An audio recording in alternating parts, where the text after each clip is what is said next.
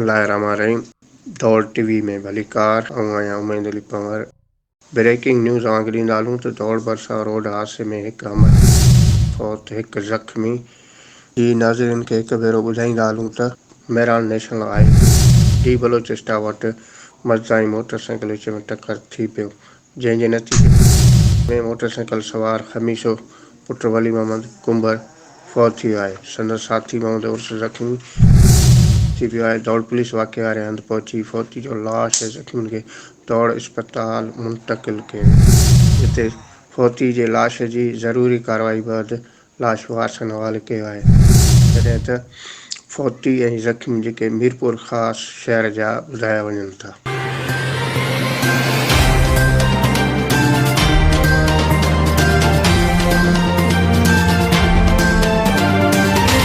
वधीक ख़बरूं ॾिसण लाइ ॾिसंदा रहो दौड़ टीवी न्यूज़।